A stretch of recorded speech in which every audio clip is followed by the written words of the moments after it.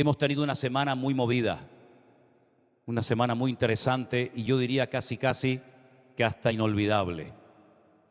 Porque nunca en mi vida, en todos los años que tengo, me había pasado lo que en esta semana me ha pasado.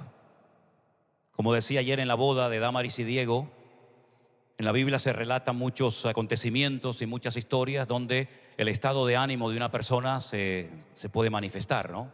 Júbilo, tristeza, amargura, dolor, etcétera, etcétera, ¿no? Y creo que una de las expresiones tal vez de más dolor, no porque no tengamos esperanza de vida eterna, ni mucho menos, sino porque simplemente somos humanos.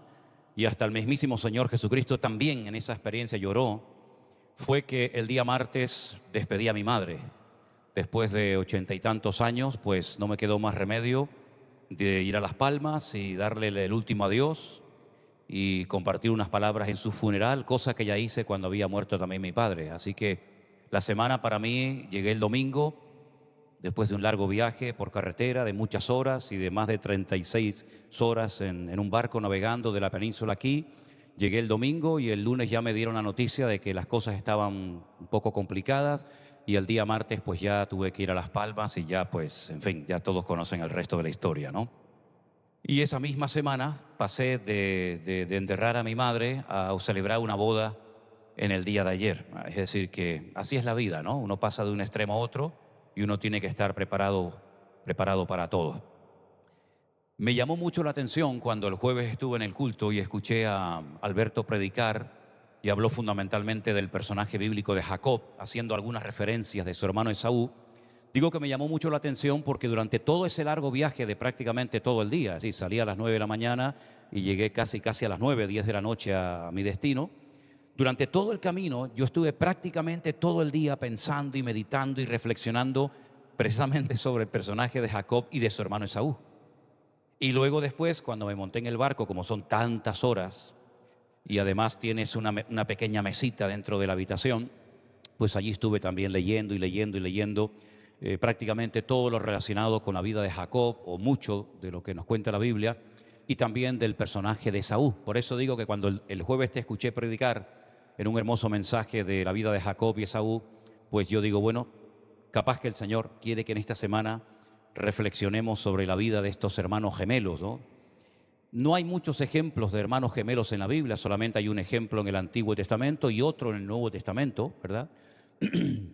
La Biblia nos enseña que el mismo Señor Jesucristo tenía un hermano gemelo dentro de sus discípulos, Tomás el Dídimo. La palabra Dídimo significa hermano gemelo. Lo curioso es que llamó a uno, pero no llamó al otro, ¿verdad? Podía haber llamado a los dos hermanos gemelos para ser discípulos de Cristo, pero curiosamente llamó a uno y sin embargo del otro no sabemos prácticamente nada, salvo que la Biblia dice que era hermano gemelo del discípulo llamado Tomás.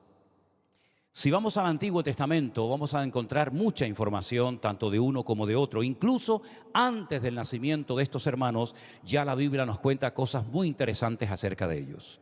Los padres de estos muchachos, Isaac y Rebeca, eran personas creyentes. Isaac era nada más y nada menos que el hijo del patriarca Abraham. Había heredado una tremenda fortuna. Y cuando él viene del monte Moriah, donde estuvo a punto de perder la vida, porque él era la víctima que ese día iba a ser sacrificada, la Biblia dice que cuando llegó a la casa, después de ese largo viaje, tanto de ida como de vuelta, cuando llega a casa, su madre ya había fallecido. Algunos comentaristas opinan que Sara no soportó eso de tener que despedirse de su hijo amado Isaac y nunca más volver a verlo, y más sabiendo que ha sido llamado por Dios para ser una víctima, cosa que después sabemos que no ocurrió. Cuando Isaac vuelve, dice la Biblia que con un dolor y una tristeza tremenda, él sale al campo a meditar, a reflexionar y se va a un lugar llamado el Pozo del Viviente que me ve. Y allí meditando por las tardes, ¿verdad? Y buscando tal vez aliento y reconfortamiento de su alma en el Señor, dice la Biblia que viene en el horizonte una mujer que después sería su esposa, ¿verdad? Ahora, es interesante notar que cuando ellos se casan, se dan cuenta de que ella es estéril, tiene exactamente el mismo problema que tuvo su madre antes de parirlo a él. Sara era estéril, pero el Señor abrió su matriz y él nació. Entonces él ya tiene un punto de referencia. Él ya sabe que el Señor también puede hacer ese milagro ahora en su vida, en su matrimonio. Y dice que oró por su esposa Rebeca, y el Señor la visitó no solamente con un bebé, sino con dos. Pero fue un parto muy complicado. Ella incluso llegó a desear morir, porque dice que desde el vientre ya estaban peleándose el uno al otro, dándose puñetazos, dándose patadas. Y ella dijo: yo no quiero vivir así, yo tengo una guerra dentro de mi vientre. Y dice que fue a consultar al Señor, y el Señor le dio una palabra y le dijo: 2 naciones hay en tu seno, 2 pueblos estarán divididos desde tus entrañas. Fíjate qué palabra profética tremenda le está dando el Señor a esta mujer. Un pueblo será más fuerte que el otro pueblo, y el mayor servirá al menor. Seguro que esta palabra ella se la tuvo que compartir a su marido, ¿no les parece? Seguro que tuvo que ir a Isaac y decirle: mira lo que me ha dicho el Señor. Estoy embarazada no de uno, sino de 2 muchachos, varones los 2. Son 2 pueblos, 2 personas completamente diferentes por dentro y por fuera. Uno representa un modelo, un estilo de vida, y el otro modelo y estilo de vida completamente opuesto a su hermano. Y el Señor me ha dicho que al final el que salga primero, es decir, el mayor, como se llama en hebreo el bejor, el primogénito, terminará sirviendo al menor, al segundo que salga. Y con esta palabra ella llegó el momento del alumbramiento, y cuando nacieron los 2 se produjo un hecho insólito que la Biblia registra. La Biblia dice que cuando sale el mayor, velludo, muy peludo, ¿verdad?, Esaú, su otro hermano Jacob lo llevaba agarrado del calcañar del vientre, y del calcañar desde el vientre de su madre, y no lo quería dejar salir. Y entonces su padre, al observar eso, le dijo: te vas a llamar Jacob. Y la palabra Jacob tiene una primera letra que es como un gancho, que se llama la letra Yod, que es el gancho que representa cómo él agarró a su hermano y no lo dejaba salir. Pasó el tiempo, y evidentemente al poco tiempo comenzaron a notarse las tremendas diferencias que había entre uno y otro. Dice que uno, Jacob, era un varón quieto. Le gustaba reflexionar, meditar, tener comunión con Dios. El otro era un varón fiero, un hombre de campo, un hombre que se convirtió en un tremendo cazador. Su padre estaba con él loco porque era el que le daba de comer a la familia. Sin embargo, la madre siempre tiró por el otro, por el pequeño. Y cometieron un grave error, porque sin querer el hogar se dividió. Y llegó el momento cuando Isaac sabía que tenía que partir. Y lo que hacían los patriarcas en aquella época era terminar sus días bendiciendo a sus hijos. La palabra bendición es berajá, y la palabra primogénito es bejor. Luego va incluida la berajá en el bejor y viceversa. Es decir, la primogenitura permitía heredar una bendición especial del Padre. Una bendición no solamente material, que era que consistía en 3/4 partes de la herencia material del viejo, y una bendición espiritual que le marcaba su destino hasta el último momento de su vida. Cuando llegó el momento de la bendición, ya Isaac, ciego, ya no podía distinguir a uno de otro. La madre Raquel le dice a su hijo Jacob, como sabéis, que se ponga unas pieles y que se haga pasar por su hermano Esaú mientras éste ha ido al campo a buscar comida para su padre. Y entonces ahí se produce lo que todos ustedes saben. Es interesante notar que cuando tú lees toda la información que te da la Biblia sobre Esaú, Esaú nunca jamás pronunció el nombre de Dios para nada. Nunca. Si les interesa hacer esta tarea, que creo que es muy interesante, cuenten la cantidad de veces que Jacob menciona a Dios o el nombre de Dios a lo largo de su vida. Constantemente lo está haciendo. Hay un pasaje, un capítulo donde se produce un reencuentro de los hermanos después de muchos años de estar enfrentados el uno con el otro. Y cuando se encuentran, Jacob le da un regalo de más de 800 cabezas de ganado a su hermano, y este dice: yo tengo suficiente. Pero nunca mencionó a Dios. En esa suficiencia, en esa abundancia que él tenía, jamás le atribuyó la gloria a Dios. Pero fíjense ustedes y cuenten la cantidad de veces que Jacob le atribuye su bendición, su prosperidad a Dios. constantemente. Gracias a Dios, estos son los hijos que Dios me ha dado. Y continuamente tiene a Dios en su boca. Y repito, Esaú jamás, nunca mencionó a Dios. Nunca fue un hombre espiritual, jamás, nunca mencionó a Dios. Y nunca fue un hombre que le dio importancia a la familia. Algo que me llama mucho la atención de la vida del patriarca Jacob es que cada vez que se habla de Jacob siempre se hace referencia a sus esposas, a sus hijos, a sus nietos. Era un hombre tremendamente familiar. Incluso, si ustedes leen en el capítulo 35, el verso 29 de Génesis, dice que el día del funeral, el día que van a enterrar a su padre, fue Esaú, solo, sin sus esposas, sin sus hijos, sin nadie, solo. Pero Jacob se llevó a sus esposas y a sus hijos el día que enterró a su padre. Constantemente el nombre de Dios en la boca de Jacob y constantemente haciendo la Biblia referencia a lo familiar que era, a la importancia tan grande que él le daba a su familia. Prueba de ello que trabajó duro y durante muchos años para poder obtener una esposa. Ahora, en el capítulo 25 del libro del Génesis se nos relata la historia de la cual realmente quiero hablar, y es cuando Esaú toma la peor decisión de su vida. Algunos me han preguntado, ¿crees que Esaú era consciente de lo que estaba haciendo? Yo creo que sí. Estoy totalmente convencido de que Esaú no era ningún ignorante. Él sabía perfectamente a lo que se exponía si tomaba esa decisión.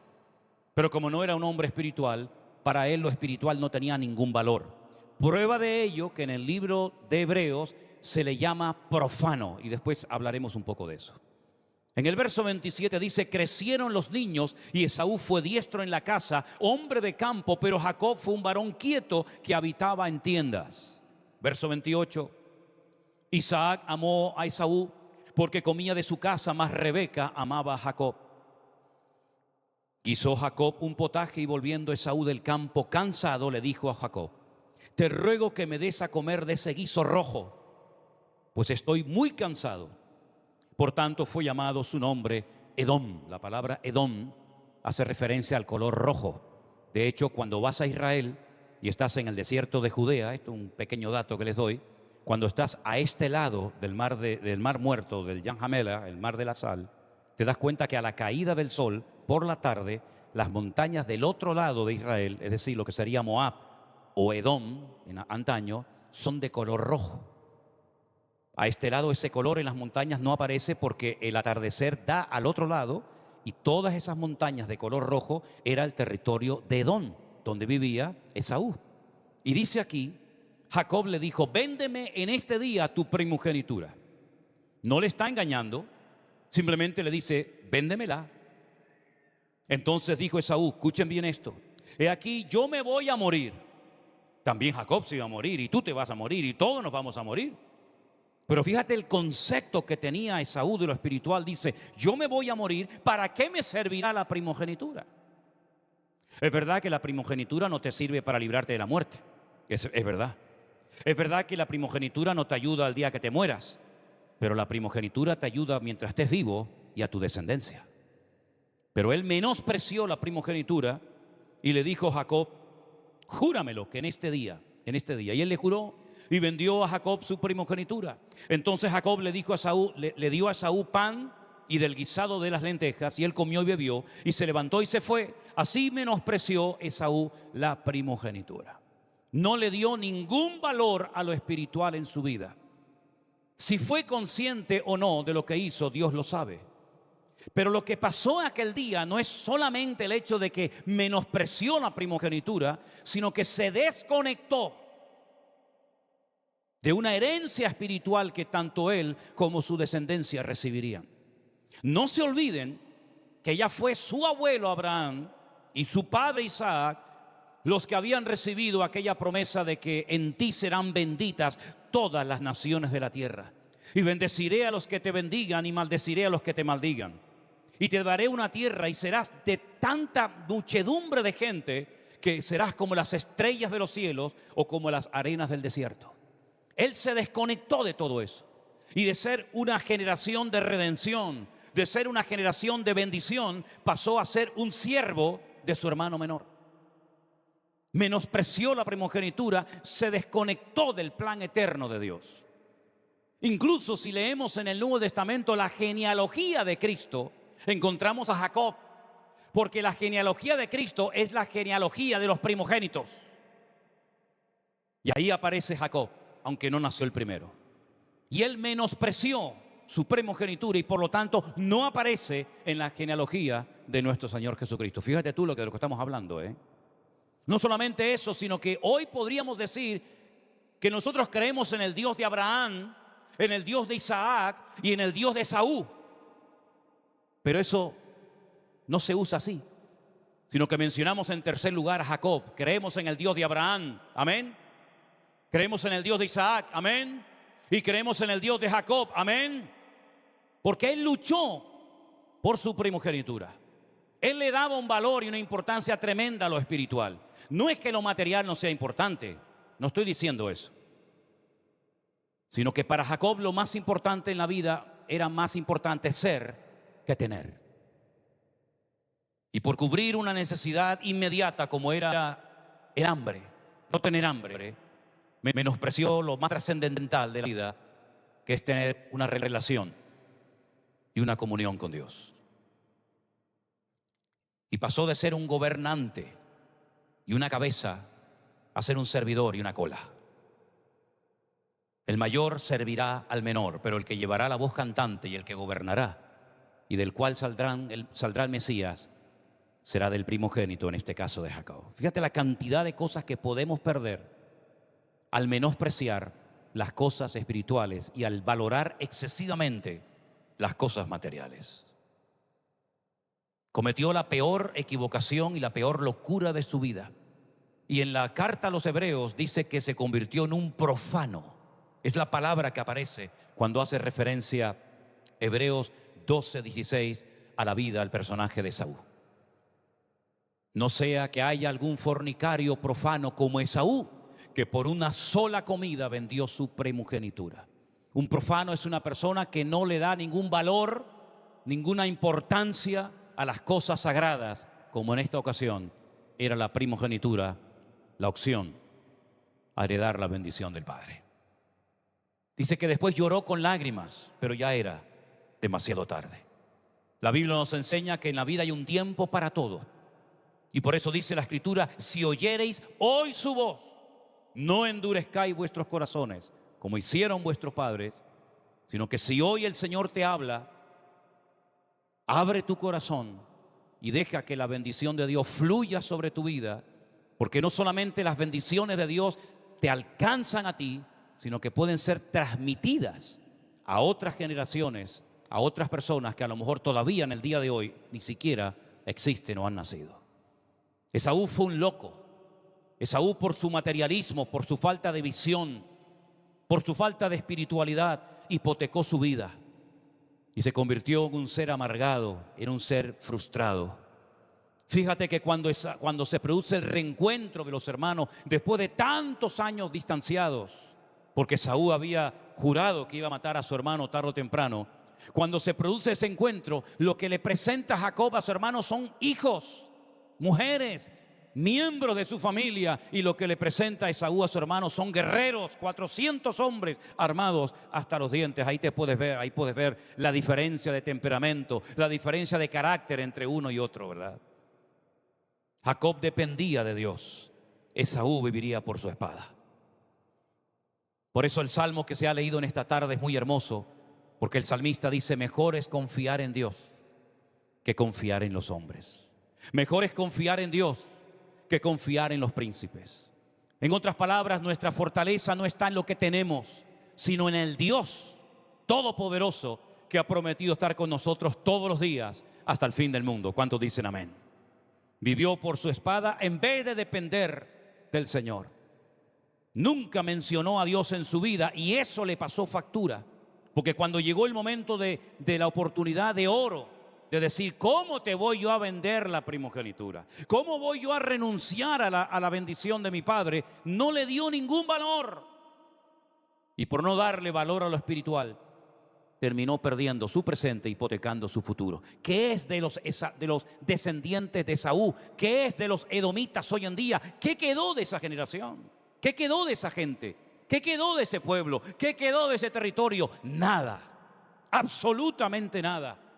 Pero la descendencia de Jacob cada día es mayor y es como las estrellas de los cielos y como la arena del mar. ¿Por qué? Porque confiaron en Dios, y el que confía en Dios caerán a tu lado 1000, 10,000 a tu diestra, mas a ti jamás llegará, por cuanto el Señor es tu Dios todopoderoso. ¿Cuántos dicen amén? ¿Cómo vas a vivir tu vida? ¿Con la actitud de Jacob o con la actitud y el espíritu de Esaú? ¿Cómo te vas a plantear tu presente y tu futuro? Poniendo a Dios en primer lugar en tu vida, consultando con Él y peleando si hace falta hasta la sangre, como dice la Biblia, por la bendición de Dios y por la vida eterna. ¿O vas a ser como Esaú, una persona que por un plato de lentejas es capaz de vender lo más hermoso que tenía en esta vida? Ahora, humanamente hablando, Jacob no tenía ninguna posibilidad de éxito en la vida, seamos sinceros. No era tan fuerte como Esaú, no era diestro con el arco, era una persona más bien cerrada, tímida, introvertida. Encima había nacido el segundo, no tenía el amor ni el aval de su padre, más que nada era su madre lo que la quería y lo apoyaba. Es decir, humanamente hablando, Jacob hubiera sido un pobrecito toda la vida. De hecho, cuando ustedes ven la bendición que tenía preparada su padre para Jacob, es una bendición muy pobre. Todo lo bueno, las lluvias, las mejores tierras, los mejores ganados, lo mejor se lo iba a dar a su hermano. Lo que le iba a quedar a Jacob era prácticamente nada, algo muy insignificante. Sin embargo, hay una característica en la vida de Jacob que yo creo que sería muy bueno que nosotros también la tuviéramos, y es que fue una persona que peleaba con tal de obtener la bendición de Dios. Y todas aquellas personas que se esfuerzan por el reino de Dios, Dios los bendice. La Biblia dice que Dios honra a aquellos hombres que le honran a Él. La Biblia dice que los que son fieles en lo poco, Dios los pondrá sobre mayores cosas. La Biblia nos enseña que los que trabajaron aún llorando, con regocijo segarán trayendo sus gavillas. En otras palabras, vemos que en la Biblia a veces lo que aparentemente no tiene ningún futuro, su destino es un caos. Cuando te pones en las manos de Dios, Dios puede transformar tu lamento en baile. Y puede ser que seas un botón de muestra y un punto de referencia a tu familia y a las personas que te conocen y te rodean. ¿Qué valor tú le das a lo espiritual que hasta el día de hoy has recibido o has aprendido? Si quieres te menciono algunas cosas. ¿Qué valor le das al hecho de poder tener una Biblia en tu mano? ¿Sabe la gente que ha muerto? ¿Sabe la sangre que se ha derramado para que este santo libro lo podamos tener hoy aquí en el púlpito y leerlo en nuestras casas? Algunos lo llevan en el teléfono, etcétera. Le das un valor incalculable al hecho de tener la palabra de Dios escrita en tu propio idioma, para que en cualquier momento del día o de la noche, en cualquier lugar en el que te encuentres, puedas consultar, puedas averiguar cuál es el propósito de Dios para tu vida. ¿Valoras el hecho de tener la Biblia, la palabra de Dios en tus manos? ¿Valoras el hecho de poder tener una iglesia donde congregarte? Cosa que le gustaría a muchos y no pueden. ¿Valoras el hecho de tener una gran familia universal en todas partes del mundo que aman y claman y adoran al mismo Dios que tú adoras y honras y le sirves? ¿Valoras la familia, la esposa, el marido, los hijos que tienes? ¿Valoras tu vida? ¿Valoras todo lo que Dios te ha dado? ¿O has caído en la trampa de creer como Esaú, que todo lo has obtenido por el sudor de tu frente y por tu experiencia y por tu sabiduría? ¿O le atribuyes todo y le das la honra y la gloria únicamente a nuestro Dios? Jacob sabía perfectamente que sin la bendición de Dios no se puede vivir. Ya lo dijo el Señor Jesucristo en otras palabras, ¿verdad? Separados de mí, nada podéis hacer. Todas las personas, y hay muchas en la Biblia, que menospreciaron la bendición de Dios, la unción de Dios, la gracia de Dios, ponle el adjetivo que quieras, terminaron mal. Esaú terminó mal, Caín terminó mal, Saúl terminó mal. Todos los personajes de la Biblia, fíjate por ejemplo la tristeza de Sansón, un muchacho que lo tenía todo y sin embargo terminó mal. ¿Por qué? Porque toda persona que no valora, que no aprecia que no pone en su justo lugar la bendición de Dios, que no busca el reino de Dios y su justicia para que todo venga por añadidura, todos terminan mal. Miren, por ejemplo, aquel que se dejó dominar 100% por el espíritu materialista de Esaú, en el Nuevo Testamento terminó ahorcado, con sus entrañas desparramadas por la tierra. ¿Y de quién estoy hablando? De Judas Iscariote.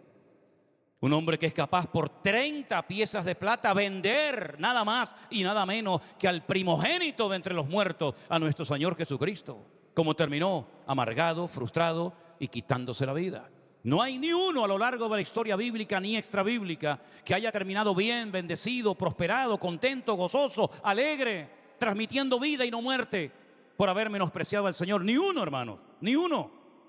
Pero sin embargo la Biblia está llena de cientos, de miles de hombres y de mujeres, y la historia también, de personas que empezaron tal vez de a poquito, pero fueron fieles al Señor y amaban al Señor. Y pueden decir que por el hecho de amar a Dios, fíjate qué promesa con tal trascendencia y profundidad. Por el hecho de amar a Dios, ya no te dice por el hecho de predicar, por el hecho de cantar, por el hecho de ser un misionero famoso, no, por el hecho simplemente de amar a Dios, que dicho sea de paso, es el mandamiento más grande e importante de todos. Amén, hermanos. Amarás al Señor tu Dios con toda tu alma, con toda tu mente y con toda tu fuerza, ¿sí o no? Por el hecho de amar a Dios, todo lo que te va a ocurrir en la vida te va a ayudar para bien. Es una promesa impresionante. Tal vez nunca predicarás, tal vez nunca te subirás a una plataforma ni siquiera a decir buenas tardes, pero por el hecho de amar a Dios, la pérdida de un trabajo, la pérdida de un ser querido, un menosprecio, una crítica o lo que sea, todo lo que te acontezca a lo largo de tu vida, por el hecho, ya digo, de amar a Dios, todo te ayudará bien. Y podrás dormir en paz. Y podrás transmitir paz y ser llamado un pacificador o un hijo de Dios, que es prácticamente lo mismo. Y podrás decir: ni la muerte, ni la vida, ni ángeles, ni principados, ni lo presente, ni lo porvenir, ni ninguna cosa creada jamás me podrá separar del amor de Dios que es en Cristo Jesús, Señor nuestro. Y podrás decir: sí, tengo pruebas, tengo aflicciones, tengo luchas, tengo dificultades, pero tengo la seguridad que el que comenzó en mí la buena obra la perfeccionará hasta el día de Jesucristo. Y tengo la seguridad total y absoluta, no tengo la más mínima duda, que las aflicciones del tiempo presente no son comparables con la gloria venidera que en mi vida se va a manifestar. Pero así nunca ha podido hablar jamás Esaú, ni ninguno de los que yo llamo cobardes. Porque el que no ama a Dios es un cobarde. Porque el que no sigue a Dios es un cobarde. Porque el que no se compromete y se sacrifica por Dios es un cobarde. Y dice la Biblia que los cobardes, los incrédulos, los abominables y homicidas no entrarán en la ciudad de los valientes y de aquellos que pelearon por la bendición de Dios y la obtuvieron aunque fuera entregando su vida. Así que mi pregunta es: ¿qué valor tú le vas a dar a lo espiritual? ¿O crees que eres más importante que el otro porque tienes un mejor coche o auto o carro que el otro? O mejor ropa, o mejor reloj, o mejor casa, o mejor sueldo y una nómina mejor. Hermanos, eso no sirve para nada. Eso es efímero y pasajero. Y hoy el que te levantó te puede poner la pierna en el cuello y aplastarte como una cucaracha. Pero si tú pones tu mirada y tu confianza en el Señor, podrás estar tranquilo y ver que este hombre como Jacob, cuando llega a Egipto, y yo creo que ha sido uno de los hombres después de Job, es una opinión personal, de los que más sufrió a lo largo de la historia. Los sufrimientos de Jacob son terribles. Por eso él incluso le llega a decir al faraón: tengo pocos años, 147, le parecían pocos, y malos. Le violan una hija, un hermano lo quiere matar, siempre tenía el peso de haber engañado a su propio padre en el lecho de la muerte. Sus hijos hicieron un desastre en una ciudad que aparentemente se querían, digamos, convertir o hacer como ellos. Se le muere la mujer amada. Le dicen que su hijo José se lo ha llevado una mala bestia a la otra vida. Es decir, la vida de Jacob es una tragedia tras tragedia. Pero ¿cómo termina Jacob? Llamando a todos sus hijos alrededor de su lecho y les dice: venid, que os voy a bendecir y os voy a profetizar lo que los va a pasar a cada uno de ustedes en los días postreros. Y si tú analizas una por una las bendiciones de Jacob a sus hijos, prácticamente todas se han cumplido en su vida. Porque lo importante no es cómo empezó la historia, Lo importante es cómo termina la historia. Nació el segundo, ya no tienes ninguna posibilidad. Llegaste tarde, querido. Tu hermano mucho más fiero y valiente que tú, no tienes ninguna posibilidad en la vida. Y tuvo que huir, no fue capaz de decir, yo no voy a huir, si me quieres matar, peleemos cuerpo a cuerpo, a ver quién puede más. Tuvo que huir 22 años al extranjero para salvar su vida. Y cuando retorna otra vez, tiene tanto miedo que pone primero a la sierva y después a algunos hijos y después al final se pone él, porque en el fondo tiene miedo. Pero el día anterior había ocurrido en Jacob algo muy interesante que pocas veces se menciona. Porque uno dice, ¿de dónde sacó tanta fuerza y tanta confianza y fe en el Señor este hombre? Porque Saúl, si hubiera querido, lo hubiera matado. A él y a todo lo que había atesorado durante los últimos años de su vida. El día anterior a ese encuentro con su hermano, él tuvo un encuentro con Dios. Y cuando uno tiene un encuentro con Dios, no le tienes miedo a nada ni a nadie. Amén, hermanos. A nada ni a nadie. El día anterior él se quedó solo. Y ese es el gran problema que mucha gente tiene, que siempre tienen que estar acompañados de alguien. Si no es un amigo, es el padre o es la madre o es el marido. Pero él tenía necesidad de quedarse solo. Y en ese encuentro solo se encontró con Dios. Y Dios le cambió la vida por dentro y le cambió la vida por fuera. Hasta el nombre le cambió, dice la palabra. Y le dijo, a partir de hoy, no seguirás siendo un suplantador. No seguirás luchando a tu manera y a tu aire, sino que a partir de hoy, tu nombre será Israel. Y cada una de las letras de ese nombre tiene un significado muy interesante. Y no quiero detenerme demasiado en esto, por las tres primeras, Yashar significa recto, Él es Dios. A partir de hoy, camina recto.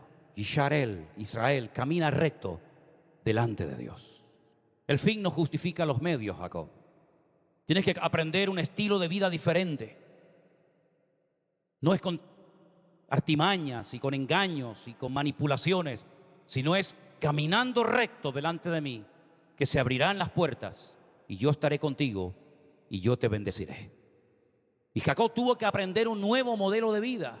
Y hay algunos que lo aprenden a los 20 años, y otros a los 30, y otros a los 40, y otros nunca. Y han ido por la vida a base de empujones.